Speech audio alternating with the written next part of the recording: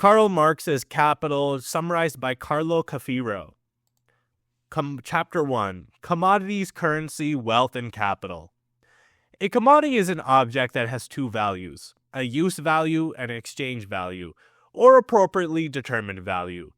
If I have, for example, 20 kilos of coffee, I can either consume it for my own use or exchange it for 20 meters of canvas, or for a suit, or for 250 grams of silver, if instead of coffee, I need one of these three commodities. The use value of a commodity is based on the actual qualities of the commodity itself, is meant to equal such qualities based on its qualities, and not need any other needs. The use value of 20 kilos of coffee is based on the qualities of the coffee, these qualities being such that they make it clear to all that it is apt for us to drink. But they don't enable us to clothe ourselves, or give us material for a shirt. Coffee, that is. It is for this reason that we are able to gain from the use value of 20 kilos of coffee only if we feel the desire to drink. But if instead we need a shirt or to wear a suit that costs us the use value of 20 kilos of coffee, we don't know what to do. Or to say it better, we wouldn't know what to do if alongside the use value, there wasn't also in the commodity the exchange value. We in fact find another who has a suit, but who doesn't need it and needs coffee instead. Now one makes a trade right away. I give him 20 kilos of coffee, and he gives us the suit. Just a side note, this is also where money comes from. This is where Marx traces money from. Money itself is a commodity that allows us to easier exchange other commodities. But does it follow that commodities, while they differ completely between themselves because of different qualities, that is for their use values, can be exchanged for one another? We already have shown this, because alongside the use value, there's also found another exchange value in the commodity. Now, the foundation of exchange value, or appropriately determined value, is the human labor needed for its production. Commodity is made by the worker. Human labor is the life force that gives its existence. All commodities, therefore, although they differ in quality, are substantially the same, because the daughters of the same father all have the same blood in their veins.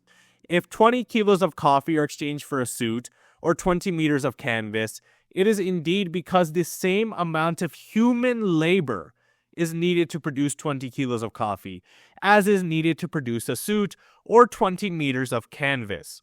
Therefore, the value substance is human labor, and the size of the value is determined from the amount of human labor itself. The value substance is the same in all commodities. Therefore, it does not stand that they must be equal in size, because commodities are like expressions of value, all equal to one another, all able to be exchanged for one another. So, this is labor theory of value, basically, that across an industry, the average amount of time that it takes to create a product is what determines its value. And the basis of all value for a commodity is labor, is human power. And this is why Marxism is such a liberating ideology, because it places the worker at the center of value, of commodity, of economies, our own labor power. It recognizes it, so it is a scientific measurement. Labor theory of value has been proven time and time again by various economists. The size of value depends on the amount of work. In 12 hours of work, one produces a value double that which is produced in only 6 hours of work. Therefore, someone would say that the more one works, the longer one works. Say for disability or laziness, the more value is produced. Nothing is falser. Labor, which forms the substance of a value, isn't the worker of a superhuman being, but the average labor, which is always the same, that is always rightly called social labor. That is that work which, in a given center of production, can be averaged by a worker who works with average ability and average intensity. So basically, he just said what I said. It's the average amount of time across an industry that it takes for people to produce a commodity. If you can figure out how to produce a commodity with labor power faster, like if you're able to produce TVs in 6 hours compared to somebody taking 12 hours, then the value of that TV is drastically reduced.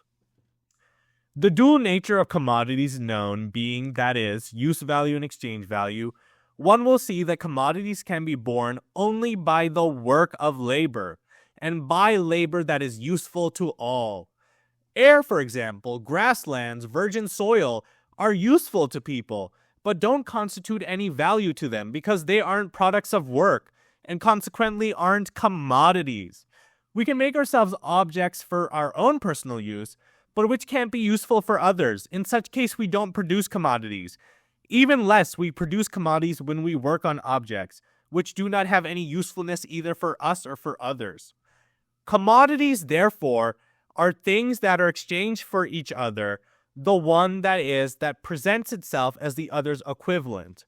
For the greater comfort of exchanges, one begins to use always one given commodity as equal, that which so steps out from the rank of all others, to stand in front of them from general equivalent, that is currency. Currency, therefore, is that commodity which by custom and legal sanction has monopolized the position of the general equivalent. Okay, so what he said there was basically a commodity is a product that is created by human labor for a purpose, right? So this is the most basic cell of every single economy, right? This is the most basic inkling, the most basic thing that every single economy produces. Every single economy produces a commodity. I mean, capitalism, socialism, what have you. Like it's a thing that's created for exchange, right? And what he says here is that before we had money, people were exchanging commodities based on, the equal amount of labor time. But that's really hard to do in economies, right? Like, if I give you 10 chickens for grain, that gets annoying, carrying around chickens. So humans had to invent a new commodity that was sort of a great equalizer, that was really easier to make things exchangeable, and that is money. So money itself is a commodity. And that is why, under full communism, once we get rid of commodity production itself, and once we get rid of the state and all classes, we will also get rid of money. That is part of the communist plan eventually, because money necessitates this relation of commodity production, which is inherently predatory, which is inherently alienating, which inherently inhibits private property. Thus has begun for us with silver. While before 20 kilos of coffee, a suit, 20 meters of canvas, and 250 grams of silver were four commodities which were exchanged indistinctly for one another, today you have 20 kilos of coffee, 20 meters of canvas, and a suit, three commodities which are worth 250 grams of silver, or 50 lire. So I think that's like 50 lire is like Italian money at that time.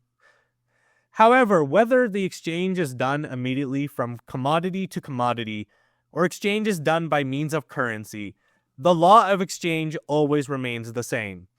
A commodity can never be exchanged with another if the labor that is needed to produce one is not equal to the labor that is needed to produce another. This law must be kept well in mind, because above it is founded everything that we will see afterwards. With the arrival of currency, immediate or direct exchanges, commodity for commodity, end. Exchanges must all be done from now on through currency, so that a commodity that wishes to transform into another must first form a commodity transform into currency, then from currency itself again into a commodity. The formula of exchanges, therefore, will not be a chain of commodities anymore, but a chain of commodities and currency. See here, commodity, currency, commodity, currency, commodity, currency. So this is just a basic breakdown of how economies work, right? So you have a commodity, you exchange it for money, you exchange that money for another commodity, you exchange that commodity for another money. It's just the cycle of economies, right? Why is Marx doing this, and why is Carlo Cafirso breaking this down? Because in order to understand economies, Marxists as scientists have to break it down from a cell, right? You have to break down economies to their basic things and then build up your analysis from there. So just like how in biology textbooks, the first chapter is always about the human cell before we get into organs and tissues. Das Kapital begins with commodities, which is like the most basic exchange thing of an economy, right? It's the shit we buy. When we find ourselves in position of a certain accumulation of commodities or currency, which is the same thing, we are the owners of certain wealth. If we are able to give a body to this wealth, that is an organism able to develop itself. We will have capital. Giving it a body or organism able to develop itself means to be born and to grow. And in fact, the essence of capital is placed precisely in the possibly prolific nature of currency. The resolution of this problem, to find the way to give birth to capital, is contained in the resolution of another problem, to find the way to make money grow progressively. In this formula, which marks the terms of commodity and currency, we add to the term a mark progressively indicated of growth, for example, a number which we will have currency, commodities, currency, commodities, currency, commodities, currency, commodities. This is the formula of capital. So basically, capital is wealth, right? Currency that you get from other laborers, right? So the basis of all value under capitalism is labor power. People who amass that labor power and then reinvest it to exploit more workers, and then take that labor power and reinvest it to exploit more workers, and then reinvest it and exploit more workers, so on and so forth. It becomes a never-ending wolf. Those are capitalists. And what they're reinvesting, this money that they constantly keep on reinvesting to exploit more workers, is called capital, right? So this is the basis of capitalism, and it's a predatory system, right? It's inherently built on infinite growth, right? You have to keep on exploiting as many workers as possible to keep that capital growing, right? It's a never-ending loop. And the more workers you exploit, the bigger your capital grows, the more of a head you have over your competition. And that's why we are currently on a planet that is dying, right? We're in an infinite growth mindset on a finite planet. And America currently consumes I think a whopping 25% of all resources on Earth for such a tiny population of it, barely anything compared to the people of India and China. So this is the basis of capitalism. This is the basis of Marxist critique of capitalism. And it's important for you to understand if you're going to become a communist. So I hope this was helpful to you.